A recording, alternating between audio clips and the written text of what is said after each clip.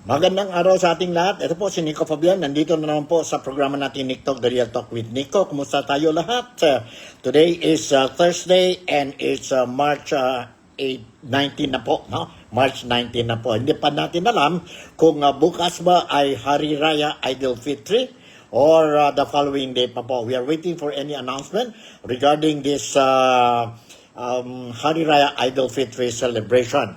Either today or the following day, either tomorrow or the following day po. And it was announced dyan po sa Pilipinas, tomorrow is a public holiday dahil po sa celebration ng Hari Raya Aidilfitri. It was officially announced by no less than ang presidente ng Pilipinas, si President Ferdinand Bongbong Marcos. Dito sa Malaysia, I think there will be an announcement early tonight po, no? Kung kailan talaga ang Hari Raya. We will know whether tomorrow will be Hari Raya, Aidilfitri Mubarak, or sa Saturday po. Let's just wait the official announcement coming from the Muslim or relevant authorities dito sa Malaysia. Anyway, nandito tayo sa programa natin Nick Talk, The Real Talk with Nico, and I'll be touching one or two issues lang po. Ngayon, dito sa programa natin, one of the issue is that tungkol naman po sa fare hike dyan po sa Pilipinas, no? Ang pamasahe, ang pamasahe po sa Pilipinas dahil mahal po ang gasolina dyan po sa ang gasolina, ang diesel, ang petrolyo po dyan sa Pilipinas po dahil sa conflict dyan po sa Middle East, ang America, Israel against Iran. And I will also be touching a little bit on, sabihin natin, ang decision kahapon ng House of Representatives Justice Committee wherein they voted, no? Voted or they agreed ang mga members ng Justice Committee ng House of Representatives unanimously, without any objections. They said that the third and fourth impeachment complaint against Vice President Inday Sara Duterte mayroon grounds po, sufficient in grounds. Ibig sabihin po, tuloy ang mini trial, we call it mini trial po, dyan po sa to be conducted by the Justice Committee of the House of Representatives. And the first hearing, the first hearing proper is scheduled to be on March 25 or next week po, no? So, mayroon tayong kunting mga balita dito and I'm going to share with you po mga video clips so that lahat ang mga followers natin dito sa programa natin, especially ang mga brothers and sisters natin, kababayan, kapatid, and kaibigan natin dito po sa Malaysia, ang Filipino community po, as well as ang Malaysian community, especially those who are keen to know what is the latest updates sa Pilipinas po, you will be able to watch and see ang mga video clips para you will have an idea talaga po what is really happening dyan po sa Pilipinas. Okay, umpisa tayo po sa fare hike dyan po sa Pilipinas. Early this week, ang Land Transportation Franchising and Regulatory Board or LTFRB, no? Nag-announce na po na today, March 19, no? March 19 po, mag-implement na sila ang new fare hike dyan po sa Pilipinas.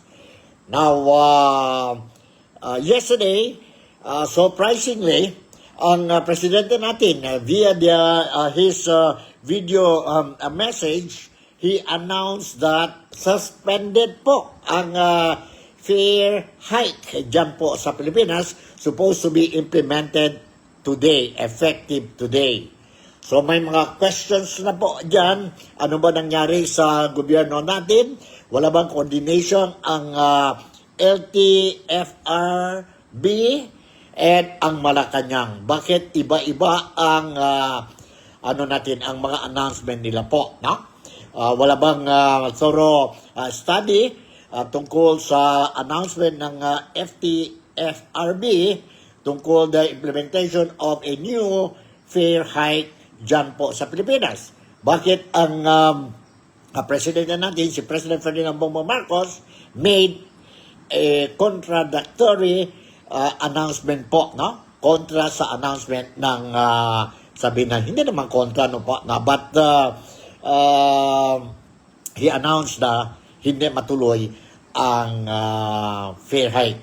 To the consumers, to the riding public po, it's a very good news, no? It's a very good news. Ako din, I agree na maganda yon na pronouncement or announcement ni BBM, especially now po na malaki ang problema natin sa Pilipinas. Hindi lang po dahil sa conflict dyan sa Middle East, but because marami pa tayong mga problema po. Nawala tayo ng pera dyan po sa flood control project, sa anomalous deals, no? And maletang-maleta, luggages po, full of allegedly cash, ang mga pesos po, na it went to irresponsible, greedy politicians natin po or mga leaders natin, hindi naman lahat ang mga leaders dyan po sa gobyerno, no? Congressmen, senators, top government officials, and even contractors po, especially those involved in the infrastructure projects po. And specific yun po sa mga proyekto ng flood control projects sa Pilipinas po. Dahil dyan po, galit na galit ang mga Filipino. Now, ang announcement ni BBM po, it created unnecessary accordingly po, no? And tayo din mga Filipinos dito sa Malaysia, and of course, I'm sure ang mga overseas Filipino workers sa ibang parte ng mundo po, medyo may konting question mark dyan po, no? Ang announcement ng Land Transportation Franchising and Regulatory Board and ang recent announcement suspension made by President Ferdinand Bongbong Marcos tungkol sa fare hike. So, I will be sharing with you itong mga notisya po. So, to start with po, let me read you the news po dyan po sa Pilipinas. Headline ito sa mga newspaper sa Pilipinas and lahat sa mga media outlets sa Pilipinas po. And nandito po, President Ferdinand Bongbong Marcos Jr. has suspended the fare increase scheduled today, March 19, saying commuters, mostly workers and students, need not be burdened further with the crisis in the Middle East still raging. But he assured transport operators and drivers of additional support from the government. Sabi niya, don't worry kayo mga operators, mga drivers po, because we are going to augment or magbigay kami ng dagdagan namin ang ayuda namin para sa inyo. Let me quote him. In my view, since we still have a problem because of the war in the Middle East, I realize maybe this is not the time to raise fares for our countrymen. Yun po sabi ni Marcos. Let us postpone it for now because we are in the middle of a situation where we need to continue to support our commuters, all our workers, students, everyone who uses our transportation system. So, I ordered the DOTR, Department of Transportation, to suspend the fare hike. Let's defer it for now, Marcos said. The Land Transportation Franchising and Regulatory Board, or LTFRB, which approved the provisional increase on Tuesday and mandated it to take effect today, March 19, said it would send out 50 mystery riders to make sure the president's suspension order is strictly followed by drivers and operators po. Now, during the mga interviews po this morning sa mga media outlets dyan po sa mga TV station, dyan po sa Maynila, now we were made to understand that or this afternoon po, ang mga transport operators, mga malaking transport operators dyan po sa Pilipinas will be having a meeting po to discuss itong problema nila po na nagsuspend na po ang fare hike. They are not happy you have to consider po, of course, marami ang mga commuters o mga pasahero po, but kung walang operators, paano na po? So, dapat may balance yan po, no? I-balance yan ang gobyerno natin.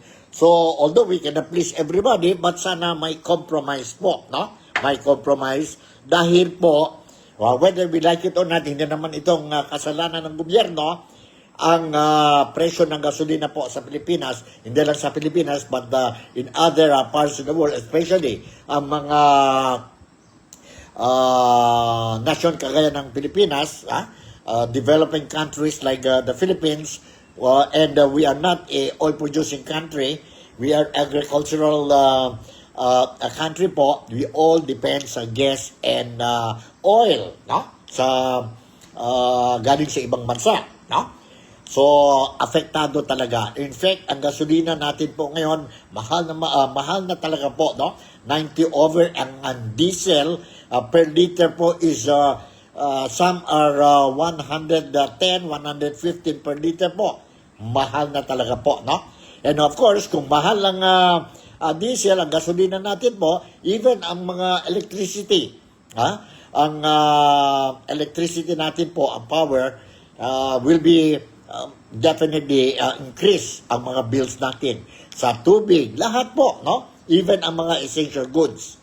So essential goods. But anyway, let me share with you po ang first video clip na I prepared para sa inyong lahat po regarding the announcement of President Ferdinand Bongbong Marcos na he suspended itong fare hike. Nandito po. Let's watch and listen to the announcement of President Ferdinand Bongbong Marcos regarding the issue po, no?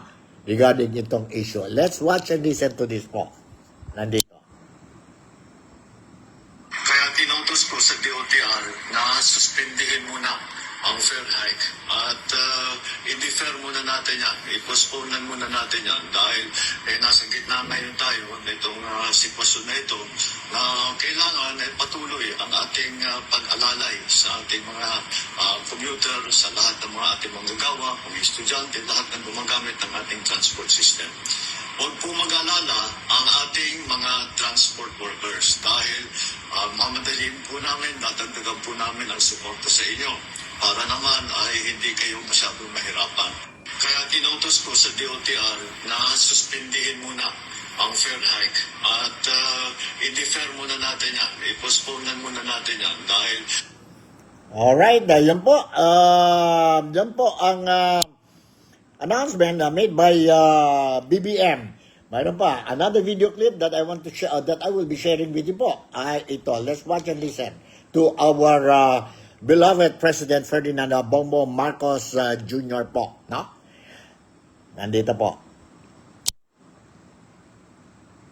Kahit na may malaking gulo na nangyayari, ay amin nga rin ay basta kaunti lang ang mararamdaman o sana man kung kaya namin gawin, sana walang mararamdaman ng ating taong bayan sa kanilang araw-araw na pagtrabaho, sa ating mga estudyante na araw-araw pumapasok. At nanganganin po ninyo na ang inyong pamahalaan ay laging nandito, lagi kaming nag-iisip ng panibagong paraan upang matiyak na ang inyong pamumuhay ay normal, maayos at ligtas.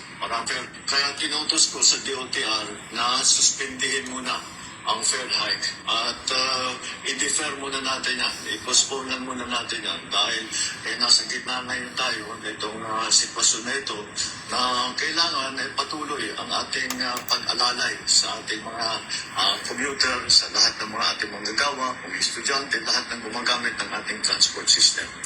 Huwag po mag-alala ang ating mga transport workers dahil mamadaliin po namin, dadagdagan po namin ang suporta sa inyo para naman ay hindi kayo masyadong mahirapan. Kaya tinutos ko sa DOTR na suspendihin muna ang fare hike at... Alright, yan po si BBM. Sabi niya sa mga operators, don't worry, no? Dagdagan namin ang ayuda sa inyo. Tapi the question is, kailan?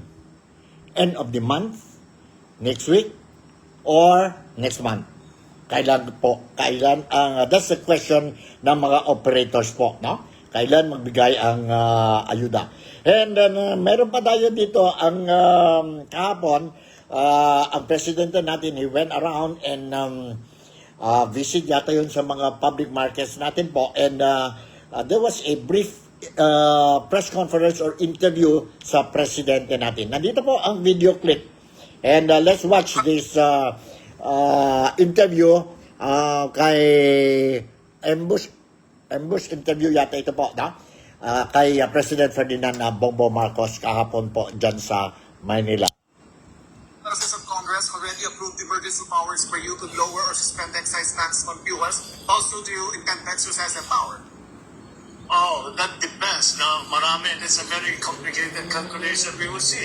Depends on the trends. You have to watch the trends of on oil prices. We just have to look. It's very hard to say because it's all speculation. We don't know how long this will last for. We don't know what the effects are. We don't know what will happen in the Straits of Hormuz. So, right now we are just adjusting to the situation. And when the situation calls for it, then we will see like when to exercise the power and how much by. Sir, Much by. sir, may ayuda sa transport sector. Paano po yung middle class? Ano pong aasahan from the government ng ordinaryong Pilipino na hindi nagko-commit, sir, but nag-drive? But no, this is what we are doing. That's why we are looking at the prices. This is for only Filipinos. So that's the. Sir, the fuel. I'm sorry. Sa fuel, sir, for the Filipinos who don't commute but drive but are still not that well off, what can they expect from the government? How can the government aid them? We just have to. That's right. That's why we have the authority for the excise tax. Those who to move the excise tax. That's why we have asked for several. Also, but we are worrying. What we are worrying about right now is the supply. And the reason we're doing that is that everybody has nagko-conservative sila. So, but right now we don't have a problem sa supply with food. We don't have a problem sa supply with petroleum products, including fertilizer for the farmer. So that's our main concern. So so far we've been able to keep everything at normal levels. Everything is normal. No need to worry. Our vendors are operating, and they are keeping the prices down at normal from what we were maybe a month ago. Pareho pa rin. So that's what we need to match by. Sir, may Alright, yan po, narinig natin po ang presidente natin na ang mga reply niya po sa mga questions sa mga local media dyan po sa Pilipinas. Wala tayong problema, sabi niya po, sa supply ng oil, no? Including ang fertilizer. Ang presyo po, normal daw po, na walang changes po, no? Ang mga presyo ng essential goods natin po sa merkado o sa market po, compared last month and itong month po, walang changes daw po. Totoo ba yan? Kayo na po bahala. Kayo na po bahala. No? And sana lang po, no? Sana lang po, no? Sana lang po. I don't know. I cannot find a word to use po to describe ang mga announcement ni President Ferdinand Bongbong Marcos. Because I don't believe po na normal ang presyo ngayon po. No changes po ang mga presyo dyan po sa Pilipinas. I don't believe na tayo po, marami tayong supply ng oil dyan po sa Pilipinas. Kung marami po, bakit akyat ng presyo ng gasolina natin, ng oil natin po. But anyway, siguro mali ako po kasi nandito ako sa Malaysia. Kayo po nasa Pilipinas. Kayo nang bahala po, no? If I am wrong, 1,000 apology. Anyway, punta na tayo sa next topic natin. And this time around, punta tayo sa impeachment ni Inday Sara Duterte po, wherein ang House of Representatives via ito this Justice Committee ng House of Representatives, they found that the third and fourth impeachment complaint against Inday Sara Duterte po, may grounds po, sufficient in grounds. Now, let me share with you ang report, no? Regarding this issue po, reported by the local media dyan po sa Pilipinas. Let's watch and listen this 24 oras report sa Maynila po. Hold on. Nandito. Let's watch and more video clips will be coming up. The third impeachment complaint, the fourth impeachment complaint is declared sufficient in grounds. Ngayong itineklara na ng House Committee on Justice na sufficient in grounds ang third at fourth impeachment complaints laban kay Vice President Sara Duterte, uusad na ang impeachment proceedings sa hearing proper. May nagtangkang kumontra. Madam, di po dapat we should have determined the sufficiency in ground before we voted for sufficiency in form and substance. We need to provide them a copy of the rules. Again, the proceeding before the Justice Committee, Honorable Marcoleta, is summarized into 5. And you can confirm this from the rules of impeachment adopted by the 20th Congress. 1 is form, 2 is substance, 3 is ground, 4th is hearing proper, and 5th is the determination of probable cause. After that, we go to the plenary. Basahin po natin yung rules para hindi po tayo nalilito at nasa ganun po ay maiwasan po natin yung mga tanong na maliwanag naman po sa ating rules. Sa consolidated verified answer at kotelam ni Duterte, pinulaan niya ang komite dahil may double standard daw ito sa pagtalakay ng impeachment complaint sa kanya at kay Pangulong Marcos. Wala raw nakalagay sa reklamo ng ultimate facts na kailangan sa isang impeachment complaint at nalabag daw ang kanyang karapatan sa due process.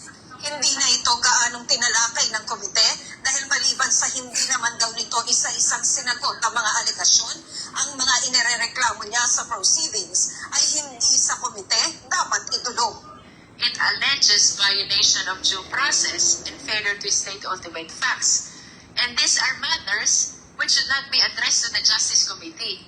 This should be addressed to the Supreme Court via a petition. I maintain the position that the committee observed the necessary requirement of due process. Ang unang araw ng hearing proper ay nakatakda sa March 25.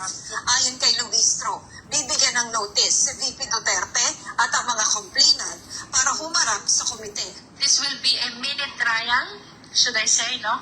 Because the full-blown trial will happen in the Senate. What is important is to give ample opportunity to the complainant to present their witness and evidence per ground. Paano kung hindi dumalo ang bise?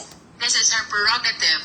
Her presence during the hearing proper and even her presentation of evidence is actually part of her right to due process. So, if the respondent is not interested to present her evidence, I don't think that there will be proper party to do that presentation in behalf of the Vice President. Nakikita rin ng ilang miyembro ng House Committee on Justice ang posibleng pagdulog ulit ng bise sa Korte Suprema. Handa naman yung komite na hanapin po yung lahat ng aspeto na pwede yung banggitin ng Pangalawang Pangulo dahil I think as far as we're concerned from the beginning up until today and going forward, yung po binabanggit niya na wala daw pong due process, hindi ko yung totoo. Diba? Base sa konstitusyon at sa rules on impeachment, may 60 session days ang House Committee on Justice para tapusin ang impeachment proceedings. At base sa kahulugang binigay ng Korte Suprema, ito ay isang calendar day na nagsagawa ng sesyon ng Kongreso. Pero binigyan ng plenaryo ng otorisasyon ang komite na magsagawa ng mga hearing kahit pa mag-recess na ang Kongreso sa March 21. So, matatapos po yung 60 days, I think in 5 months' time. So I am anticipating, no, that after a lengthy presentation of evidence in a third impeachment complaint, baka pagdating ng fourth, magkaroon ng adoption yan. Because it will be very, very tedious kung ipapa-identify mo ulit isa-isa yung the pieces of documents which are being offered in support of the allegations in the third impeachment complaint. No? I don't think it will extend up to 5 months. Hindi pa tinalakay ng komite ang mga mosyon ni Akbayan Party List Representative Chel Jokno para kunin ng House Committee on Justice ang protective custody sa nagpakilalang dating ADVP Duterte na si Ramil Madriaga at sa pagsabina sa mga financial records na konektado sa bise. Tatalakayin daw ito sa hearing proper. Para sa GMA Integrated News, Tina Panganiban Perez, nakatutok 24 oras. Alright, yun po, narinig natin po ang official decision made by the Justice Committee dyan po sa House of Representatives yesterday po. And tungkol naman sa consolidated answer or reply ni VP Sara po, which was submitted to the Justice Committee last minute na yun, at 4:30 p.m. na yun po the other day. And nandito ang comment ng legal team ni Inday Sara Duterte when he was interviewed by DJ Shasha and Ted Filon po during the program this morning po. Nandito, let's watch and listen to the statement made by Attorney Michael Poa po, no? Nandito po. Let's watch and listen to this. Sabi po kasi Alright, nandito. Hold on. Okay. kanina kasama namin dito si Rep. Jervy Luistro, hindi na nga po, para po ba sa inyo, ano po ba ang pinaka-importanting punto sana muna na gustong maiparating po ng inyong legal counsel dito sa komite? Kasi tila, iba po yung sinasabi nila sa sinasabi din po ng legal defense ni VP Sara. Opo, doon po sa aming naging consolidated answer at kautelang. No? Ang talagang major point na gusto nating mailabas dyan o mailahad dyan ay yung kawalan ng ultimate facts. No? Yung sinasabi natin na the complainants failed to allege ultimate facts that constitute yung impeachable offenses na ipinaparatang nila sa ating Vice Presidente. Nako, yung ultimate facts kasi medyo technical talaga, no? Kung sa parang legal jargon, kumbaga. Pero para ma-explain natin yan, ang sinasabi po kasi natin is doon sa kanilang naging mga complaints, kung babasahin natin, at least sa aming pananaw, wala po kasi yung mga essential facts para masabi mo na may mga maling nagawa ang ating Vice Presidente that will be considered impeachable offenses. For example, nagsabi po sila sa isang complaint that the Vice President committed the crime of plunder. Sa crime po ng plunder, meron po kasi mga elements yan. Unang-una, public officer siya.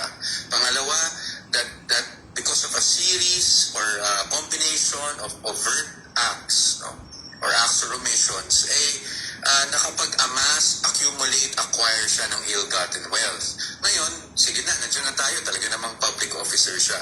Pero pagdating doon sa accumulation, amassing, or acquisition of ill-gotten wealth, wala naman pong nakasulat doon. So, tila sa amin, naging speculative, conjecture, sweeping conclusion. Yan po yung pananaw namin.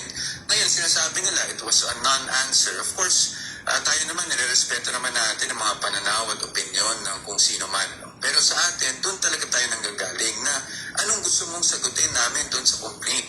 Kung ang sinasabi nyo ay gumastos siya ng confidential funds, hindi naman krimen yun. Kung ang sinasabi nyo ay ang mga kahit yung infamous na Mary Grace Piatos na parati nilang pinaulit-ulit. No? Yun naman po, kung yun man ay alias, hindi naman po tama po pa o mali po pa, yan naman po yung nakapaloob sa mga intelligence operations. Wala naman pong mali doon. Ngayon sinasabi mo, kinubra niya yung pera. Paano niya kinubra yung pera?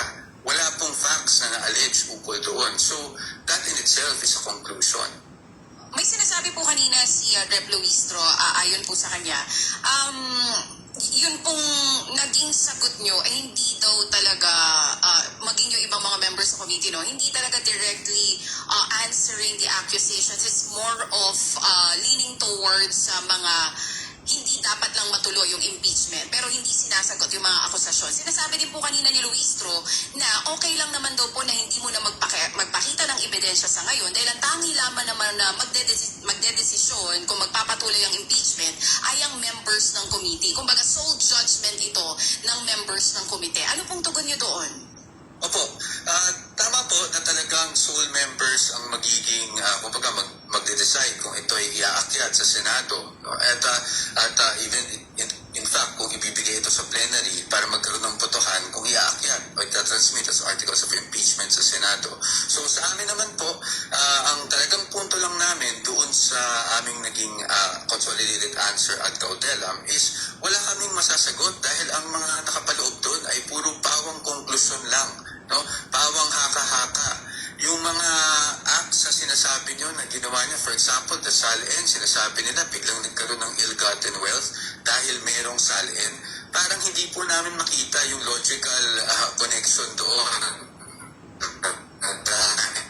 May pinagtakang SALN, bigla na lang lumaki daw yung SALN at biglang may conclusion of law na ill-gotten wealth yun. So doon lang naman po talaga kami nang gagaling.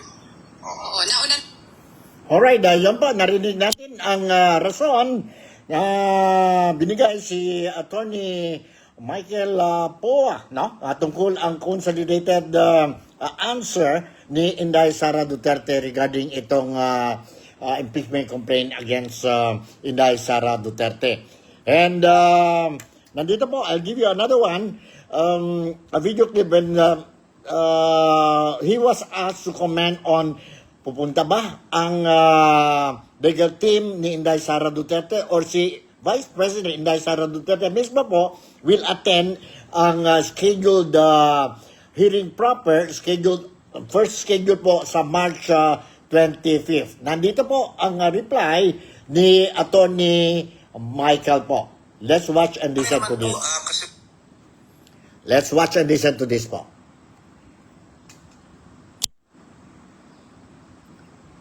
Ang pagkakaintindi ko po doon sa rules ng House on impeachment proceedings, pagdating naman po dyan sa hearing na gaganapin, wala pong pwedeng maging partisipasyon ang mga abogado o ang panig ng Vice Presidente. And so far as pag nagkaroon ng witness, hindi naman po kami pwede mag-cross-examine to test the credibility of these witnesses. No? So, ang pwede lang mag-cross-examine, as far as I understand from the rules, ay mga members mismo ng Justice Committee. So, ang magagawa na lang po natin dito ay talagang i-monitor yung developments at to ensure that at every stage of these proceedings, protektado ang karapatan ng ating Vice Presidente. Pero kung itong kamera? Sa akin naman po, if you were asking about me, no, as a witness, wala naman pong problema. Ngayon, bilang abogado, I think wala namang point na pumunta pa ako doon bilang abogado dahil I think nasabi na rin ng ating kagalang-galang na chairperson na the duty of the lawyers there or the participation of the lawyers there would only be to assist yung kanilang client, which is the Vice President. Ngayon, pagdating kay Vice Presidente, hindi pa namin napag-uusapan ng masusi yung itong bagay ng pag-a-attend niya ng mga hearings. But definitely, kung mag-a-attend man siya o hindi, this will be based on the advice of counsel. Titingnan natin kung may advantage ka na mag-attend o hindi. Dahil nga, hindi naman pwedeng kami mismo ang magtanong to test the credibility ng mga witnesses na i-represent ng mga complainants. Oo, kasi Attorney Michael, Alright, yun po, narinig natin si Attorney Michael po, no? And yun ang question na whether sa March 25th, no? 25 po, ang hearing proper. Mini trial ito po, no? Kung pupunta ba ang legal team ni Inday Sara Duterte or si Vice President mismo will attend ang hearing. The issue on Vice President to attend the meeting, they did not discuss yet po, no? Between the legal team and Inday Sara Duterte po. But according to Attorney Michael Poa, kung sa kanya lang po, his own opinion, sabi niya po, there's no point for him to go and attend dahil klarong-klaro daw po sa rules ng committee ng justice na ang legal or mga lawyers ni Inday Sara Duterte will only be there to assist ang kliyente nila po or kay Inday Sara Duterte. They cannot even ask questions sa mga witnesses or mga resource persons po, no? So parang one-sided yon po, no? Parang one-sided. So tingnan natin po what will happen po, no? Ano ang desisyon ni President Inday Sara Duterte.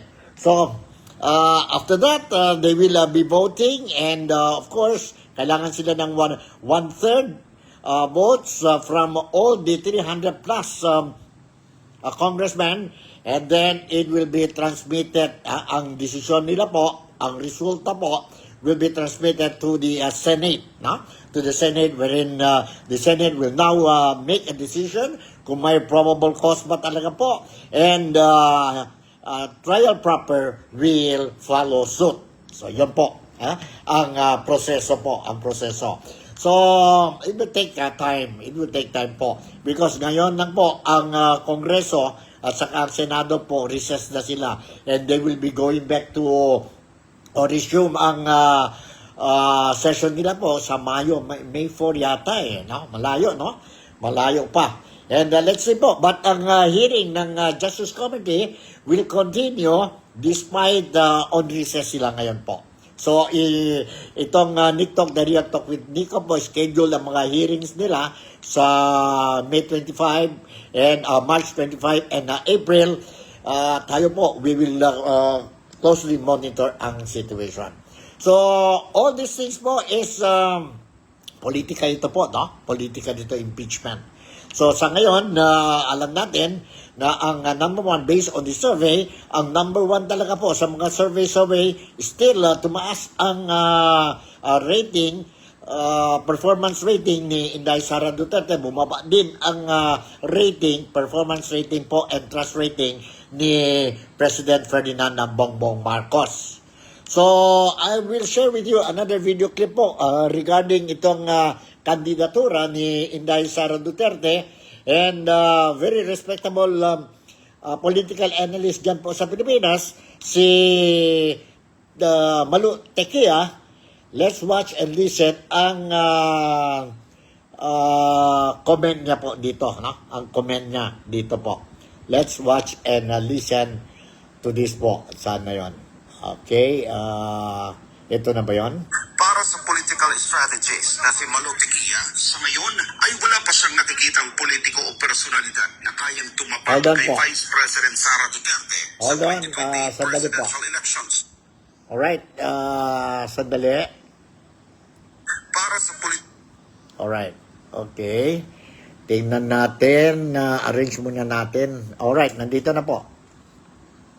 Okay. political strategist na si Malu Tequia, sa ngayon ay wala pa siyang nakikitang politiko o personalidad na kayang tumapat kay Vice President Sara Duterte sa 2028 presidential elections. Anya, mahirap talunin ang isang kandidatong may matibay na base ng suporta, lalo na kung ihahambing sa administrasyong ang ipinagmamalaking ampag ay mga proyektong infrastruktura gaya ng mga flyover. Dagdag pa ni Tequia, sa gitna ng mga pandaigdigang krisis, kabilang ang tensyon sa Middle East, wala pa umanong lumilitaw na leader sa bansa na tunay na namumukod tangin sa pambansang politika. Sa kabila rin umano ng limitadong pondo na ibinigay sa Office of the Vice President, patuloy pa rin ang pagtatrabaho ni VP Sara. Wala akong nakikita kung sakaling meron, lalo na itong papasok na epekto ng gera sa atin, dapat nabubukod tangi yung taong yun. Kasi si BP naman, trabaho lang yung trabaho, kahit palit ang budget niya, pero nararamdaman ng tao yung trabaho niya compared dito sa ang pinaka-biggest na in-inaugurate, flyover. Diba? Parang ang hirap mo namang tanggapin na gano'n na lamang ang nangyari sa Pilipinas. Alright, yun po, narinig natin si Atty. Malu Tequia po. And yun po ang mga topics natin ngayon for Thursday. And before I will wind up itong programa natin na ngayon po, on Thursday afternoon, mayroon isang brief video clip natin po ay managed to get po tungkol kay Senator Amy Marcos. He was referring to, or she was talking about itong fair hike po, no? Fair hike po. Let's watch and listen ang reaction ni Senator Amy Marcos po regarding itong issue. Itong issue po ng fair hike na suspended, na-suspend po by ang kapatid niya, si President Ferdinand Bongbong Marcos. Nandito po. Nakakalito. Ano yung sinuspend lang yung fair hike na supposedly ay may fair hike na today? Oo nga, nakakalito. Nakita naman natin sa kalsada halos walang tao kasi akala may fair hike. Biglang inatras na naman. Ano ba talaga? Wala pa kayong GC? Nakakalito. Ginulo ninyo kami hanggang gabi kagabi na tapusin na yung excise tax authorization sa presidente. Pagkatapos sasabihin naman ng ating finance secretary na hindi pa kailangan yung excise tax na yan. GC, please, hilong-hilo na kami. Alright, sabi ni Senator Amy Marcos, hilong-hilo na kami. Ha? Ano ba mga desisyon ngayon ng gobyerno po? No? Apart from, I'm sorry to say this thing po, apart from, since last year pa ito po, mga empty promises made by the administration, ngayon, iba-iba naman ang mga policies nila po. Sana i-ano sila po, no? Consolidate yan po. And isa lang, no? Isa lang po. Announcement. Hindi after or less than 24 hours, iba na naman or change na naman ang polisiya ng administrasyon natin po. Nagulo na po ang Filipino, no? Ang mga Filipino po, no? Especially ngayon po, no? Especially ngayon. So sana lang po everything will change for the better, for the better po. Para this ang gobyerno natin at saka ang mga tao po, isang direksyon lang po. Isang direksyon lang po. And may message ako, nag-receive ako bago lang po. Sabi niya, Sir Paki, remind lang po sa mga Filipino, wag natin kalimutan ang flood control projects po. No? Flood control projects po. And gusto-gusto daw ang mga Filipinos, no? Dito kami po sa Sabah, we want to know anong latest development sa 18 Marine soldiers po, no? Ano nangyari kay Saldico? Ano nangyari kay what's the latest update tungkol kay Senator Ping Lacson ang Blue Ribbon Committee? Narinig natin po, he is open for inviting itong mga sundalo for the hearing sa Blue Ribbon Committee po. But salita ng salita, but walang fixed date po. Kailan? Nag-recess naman po. So, wala tayo Blue Ribbon Committee hearing po until magbalik sila po sa Senado sa Mayo. No? So, ngayon, wala po. Everything will be quiet po. No? Will be quiet. And, yun ang problema po. No? But let us not forget, sabi ang message dito po sa akin, sabi niya, paki-remind lang sa mga Filipinos, dyan sa Pilipinas po, huwag natin kalimutan ang flood control projects po, wherein trillions of pesos po nawala, taxpayers money po, nagpunta sa ibang tao na greedy and merciless ba yun? No? Walang konsensya po, no? Sa mga ordinaryong Filipino, sa mga kababayan po. So, sige lang. Hanggang dito na lang muna ang programa natin. And before I will conclude, again, for those who will be celebrating Hari Raya Eidul Fitri Mubarak tomorrow po, let me greet you. Salamat Hari Raya Eidul Fitri sa inyong lahat po. And for those who will be celebrating ang Hari Raya Eidul Fitri sa Sabado pa po, then advance Hari Raya Eidul Fitri. Sa mga Kristiyano naman, we are doing our fasting. It's Lent now po, no? Let's continue doing our fasting. And darating na po, no? Ang sabi natin, ang Holy Week. So let us prepare po for the Holy Week. And let's make this Holy Week a solemn one for each and every one of us, especially those who are observing the Lenten season. So with this, si Nico Fabian would once again would like to say thank you very much for making me a part of your day today. Maraming salamat po. God bless us all. Malaysia, Sabah, the Philippines. I'll see you in my next episode. Bye, and I love you all. You take care.